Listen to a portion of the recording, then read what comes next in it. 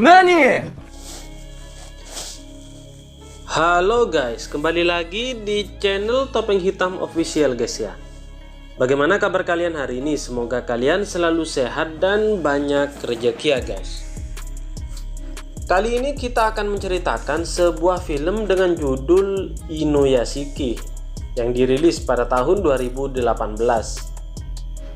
Film ini mengisahkan pria paruh baya bernama Inuyashiki yang mendadak menjadi superhero setelah pertemuannya dengan alien di sebuah taman.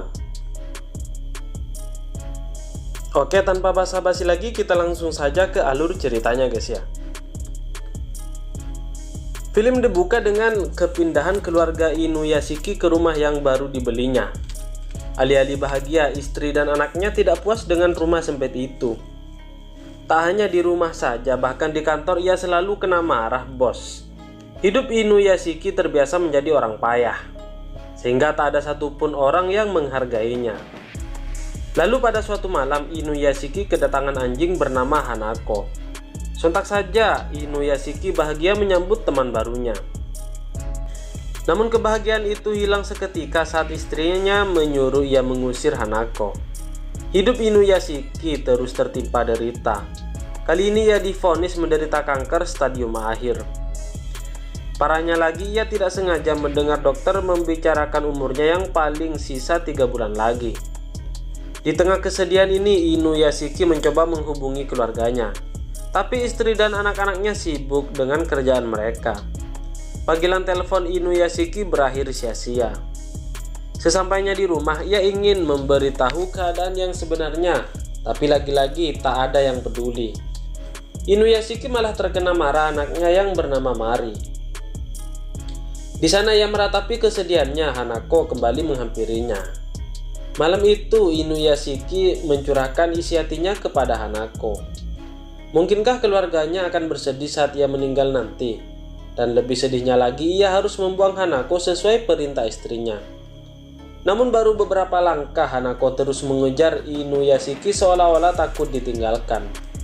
Perlakuan Hanako membuatnya terharu, karena hanya Hanako lah yang benar-benar menghargai keberadaannya. Di tengah keharuan itu tiba-tiba saja ada kilatan cahaya ilahi yang menimpanya, dan juga cowok SMA bernama Hiro. Saat terpapar cahaya luar biasa yang menyilaukan itu, Inuyashiki terbangun di sebuah taman. Ia tidak harus memakai kacamatanya karena rabunnya sembuh dalam sekejap. Namun beberapa keanehan mulai dirasakannya. Ia mendadak tidak bisa merasakan asin pada sup miso yang ia santap. Selain itu Inuyashiki terus-menerus kehausan. Lalu puncaknya saat ia mengurung diri di kamar, tak terduga tubuhnya berubah menjadi mesin. Keadaan ini membuatnya mengira ia sedang halusinasi. Tapi semua itu terlalu nyata, apalagi ia melihat diri sendiri penampakannya di cermin. Film berlanjut memperlihatkan sosok Hiro yang mengunjungi rumah teman sekelasnya bernama Ando. Rupanya Ando bolos sekolah setelah terus-terusan menjadi korban bully. Ia juga mengurung diri dengan bermain PS di kamarnya saja. Di saat itulah Hiro menunjukkan kehebatan yang tidak kira-kira, seperti menembak burung dengan pistol-pistolan jarinya, sampai mengoperasikan mobil tanpa menyentuh. Awalnya Hiro mengaku ini trik sulap, tapi Ando tidak percaya begitu saja. Hingga akhirnya Hiro menunjukkan tubuhnya yang juga bisa berubah menjadi mesin. Kesialan tidak berhenti menimpa Inuyashiki. Ia dipecat dari pekerjaannya dan hasil ia memohon kepada bosnya, karena bagaimanapun ia seorang kepala keluarga yang harus menafkahi keluarganya. Lalu pada hari yang buruk itu Inuyashiki tidak sengaja melihat burung sekarat. Tak diduga ia berhasil menyembuhkan burung itu hanya dengan menyentuhnya saja. Tak lama kemudian ia mendengar panggilan minta tolong dari ibu yang terancam kehilangan anaknya. Inuyashiki bergegas ke rumah sakit dan mengikuti arah suara. Di sana ia melihat anak ibu tersebut terbaring lemah sambil menunggu keajaiban menyelamatkannya. Ia pun menyusup masuk lalu menyentuh si bocah dengan kedua tangannya. Dan benar saja keajaiban itu terjadi lagi. Untuk pertama kalinya Inuyashiki merasakan kebahagiaan luar biasa karena bisa berguna bagi manusia. Selama ini ia memang payah sampai-sampai Mari begitu membencinya. Terlihat jelas dari sikap sinis Mari saat membahas soal ayahnya. Dan ternyata Mari ini adalah teman satu kelas Hiro dan Ando. Di saat ia dan teman lain membahas rencana kuliah, tiba-tiba saja Hiro kembali ke kelas. Ia melihat keberadaan Ando dan para bocah nakal menggertak Ando. Hal itu membuat Hiro kesal lalu memberikan pelajaran. Nyaris saja Hiro menembak anak itu jika Ando tidak menghentikannya. Aksi heroik ini membuat cewek bernama Shion jatuh cinta. Tanpa ragu ia mengungkapkan rasa cintanya secara langsung. Melihat kejujuran dan keberanian Shion, Hiro menyambut baik pernyataan cintanya. Pada malamnya Hiro mengunjungi ayahnya yang sudah kembali menikah dan hidup bahagia. Jika bukan karena ibunya, Hiro tidak mau mampir ke rumah ayah. Sebenarnya mereka memperlakukan Hiro dengan sangat baik, termasuk dua adik tirinya. Namun Hiro terlanjur menganggap mereka semua menyakiti ibu Hiro. Saat melihat keluarganya bahagia setelah kehancuran keluarganya, Hiro nyaris menembak ayahnya, tetapi ia mengurungkan niatnya itu. Akan tetapi saat di jalan pulang, Hiro kembali mendengar keharmonisan sebuah keluarga. Perasaan iri dengki datang seketika sehingga Hiro menjadi gelap mata, dan itulah pertama kalinya ia membunuh satu keluarga sekaligus. Di saat bersamaan Inuyashiki mendengar rintihan minta tolong. Ia pun segera meluncur untuk menyelamatkan satu-satunya anggota keluarga yang tersisa. Namun apalah daya, ia malah terkena tembakan Hiro. Sesaat Inuyashiki terbangun. Ia melihat kilatan cahaya melintas di langit. Kabar kematian mendadak satu keluarga secara misterius langsung tersebar keesokan harinya. Polisi kesusahan menetapkan pelaku karena tidak ada jejak termasuk peluru pistol. Melihat berita itu, Ando mengira jika ini semua adalah ulah Hiro. Dengan bangga Hiro mengakui aksinya semalam. Lagi pula ia tidak merasa bersalah karena menurutnya mereka memang berhak mati. Jiwa psikopat Hiro itu membuat Ando mengeri-ngeri sedap. Ia memutuskan pertemanan mereka. Awal dari kekuatan Hiro, ia malah harus kehilangan sahabat baiknya dari kecil. Sesampainya Hiro di rumah, ibunya tiba-tiba menyuruh ia tinggal bersama dengan keluarga baru ayah. Tak disangka-sangka selama ini ibu Hiro menderita kanker pankreas yang sudah menyebar dan mungkin hidupnya tidak lama lagi. Saat mengetahui hal itu, Hiro larut dalam kesedihan. Bagaimana bisa ibu harus menerima segala macam derita kehidupannya? Ia pun berjanji akan membuat ibunya sembuh. Sementara itu Inuyashiki mendapati keluarganya ribut-ribut soal uang yang dicuri anaknya yang bernama Takeshi. Ketika mencoba bijak, Inuyashiki justru menemukan kenyataan pahit jika keluarganya sudah rusak dari lama. Mari suka membolos, Takeshi jadi korban bully, sedangkan istrinya terjerat investasi bodong. Kondisi ini semakin menyadarkan Inuyashiki jika ia bukan kepala keluarga yang bisa melindungi keluarganya sendiri. Karena Inuyashiki mengalami pergolakan batin, ia mendengar seruan penuh putus asa dari Ando. Ia tidak mau Hiro menjadi pembunuh berdarah dingin. Lalu permintaan itu terdengar di telinga Inuyashiki. Seketika ia teringat tugas pentingnya untuk menghentikan kejahatan Hiro. Ia mencoba mengeksplor kekuatannya dengan terbang di udara. Inuyashiki berhenti di sebuah taman tempat ia memperoleh kekuatannya. Di sana ada Ando yang kehilangan cara menghentikan Hiro. Pertemuan mereka menjadi sebuah kerjasama demi menciptakan perdamaian dunia. Keesokan harinya Inuyashiki dan Ando mulai melatih kekuatan super Inuyashiki. Namun ia terlalu lamban jika dibandingkan Hiro yang tak terkalahkan. Di sisi lain, Hiro mengantar ibunya ke rumah sakit. Ia dikejutkan sel kanker ibunya yang mendadak hilang seperti keajaiban. Berita kesembuhan ini membuat Hiro ikutan bahagia, karena kebahagiaan ibunya adalah yang paling penting baginya. Namun saat Hiro berjanji akan membahagiakan ibu, ia malah disergap kawanan polisi yang menangkapnya atas tuduhan pembunuhan satu keluarga. Tanpa babi bu, Hiro langsung beraksi dengan pistol gaibnya dan melarikan diri.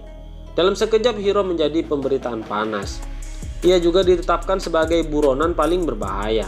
Di saat itulah ia tidak bisa menemukan tempat. Sampai akhirnya ia pun bertemu dengan Shion. Sementara waktu, Hiro tinggal di rumah Shion bersama dengan neneknya. Mereka tinggal berdua tanpa televisi, sehingga nenek tidak mengerti kasus Hiro. Sedangkan Shion tetap percaya Hiro bukan pelaku sebenarnya. Beranjak dari persembunyian Hiro, kini Inuyashiki berhasil mengeksplor kekuatan yang meskipun belum sehebat Hiro. Selain itu, Ando mulai menemukan fakta baru. Saat Inuyashiki meminum air yang ada kandungan garamnya, mesinnya seperti rusak dan tidak berfungsi.